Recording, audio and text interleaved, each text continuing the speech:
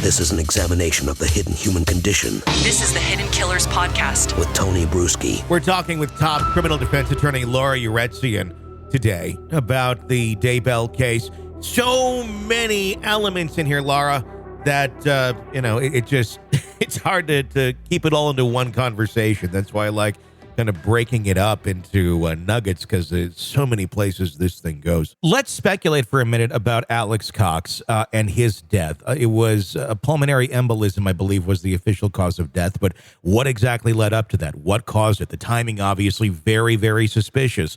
Right as the children dying, right as he says to Zulema, I think I'm going to be their fall guy. And then he dies, just like that. As all things seem to work in the land of the Daybells. I'm wondering, and specifically because there's been so many texts that have been revealed in this trial where it's Lori and Chad talking about the death levels of zombies, and is JJ at a 3 or a 0 or a 2, and Lori almost seemed to be cheering on, just counting down the days till JJ was at a 0. So then the whatever they want to call it could be carried out. The death, the thinning of the veil, whatever they named it. But in those same texts, like in the same string of kind of talking about killing their children in very elusive ways, they're talking about sex. They're talking about, while we get together about this, we may have to have some intimate time. And I'm just paraphrasing. It was much more gross than that, the way that they phrased it. But it makes me wonder a bit about the relationship with Chad and Alex, because it almost seems from what we've learned thus far that the two of them may have been literally the grave diggers. He was a grave digger. And Alex seemed to do anything he wanted for the sister. We also know there was bizarre sexual tension between Alex and Lori. Many people attested to this. Many people saw them simulating sexual acts with each other, brother and sister. Was there, and I'm curious about the death of Alex, because I'm wondering if Chad was more behind that than Lori, in some sort of weird love triangle or jealousy, that Alex was the one who took care of things for Lori for so long. Now Chad is in the picture, and he's starting to take care of some things. Did Chad feel intimidated by the brother? Did he have a reason to kill him because Lori, he wanted all the attention. He wanted to be her psycho hero. Yeah, so the new Alex now was taking care of the old Alex. I mean, listen, anything is possible in this story. I mean, it's one of the most bizarre cases that we've seen in a while. I don't remember anything more bizarre than this one. I mean, yes, there were some Game of Thrones moments, right, in this case with the relationship and that sexual tension that you were mentioning between Alex and Lori, and how uncomfortable the wife was because of it, right? It's possible. I could see the prosecution arguing that, and are arguing that Chad was threatened by Alex, or maybe both Lori and Chad were done with Alex, right? They didn't need him anymore. Lori had Chad at this point. Why does she need Alex anymore?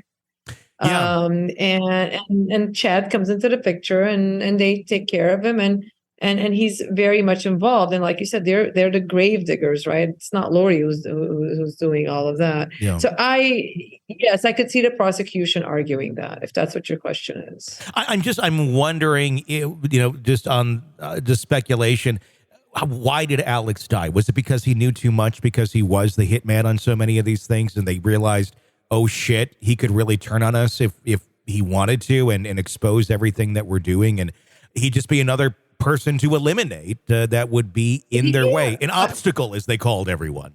I'm with you. He would have been an obstacle, especially with now Chad being in the picture, right?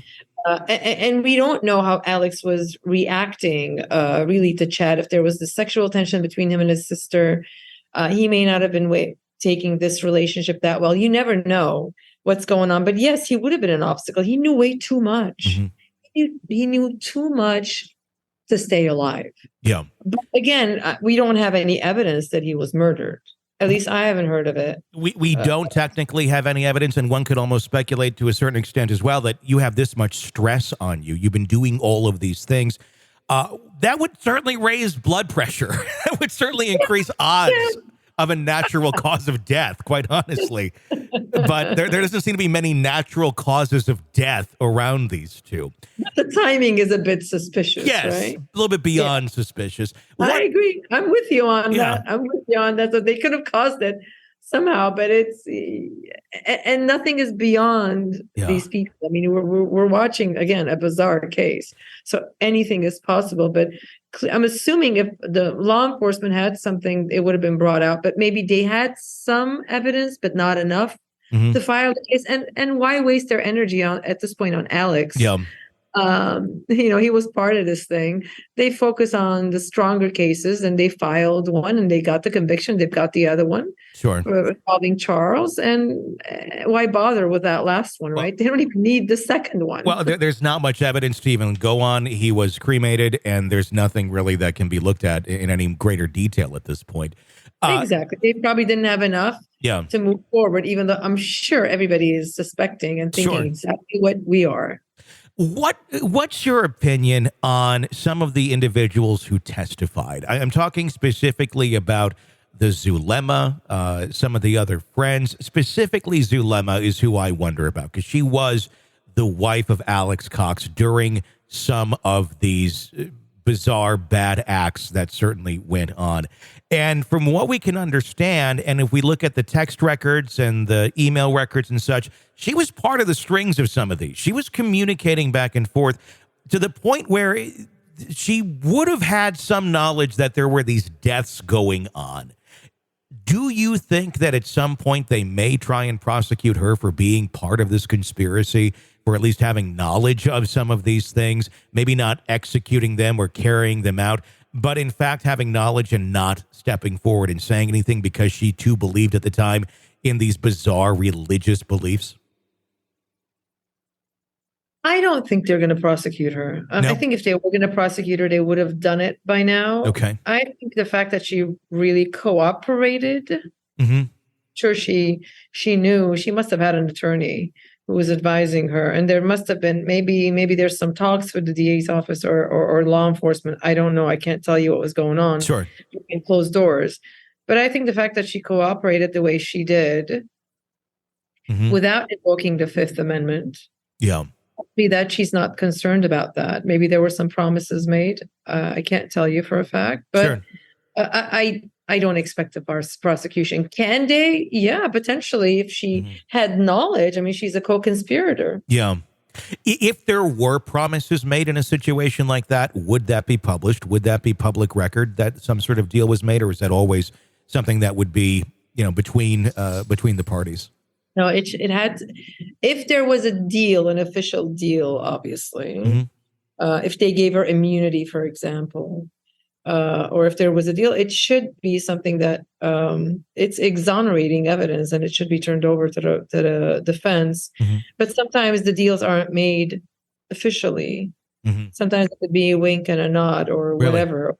I mean, and where the person basically realizes, okay, let me just cooperate, or they take the risk. They decide, okay, I'm going to cooperate as much as possible, and I'm going to give the prosecution what they want, not because the prosecution has made me an offer or the prosecution has promised me, but because, what other options do I have? I'd rather cooperate, and then maybe they'll decide not to prosecute me. More like somebody saying, sometimes it's unsaid, right? We don't even talk about it. Just someone is suggesting in some way, shape, or form, like, it's in your best interest to do this.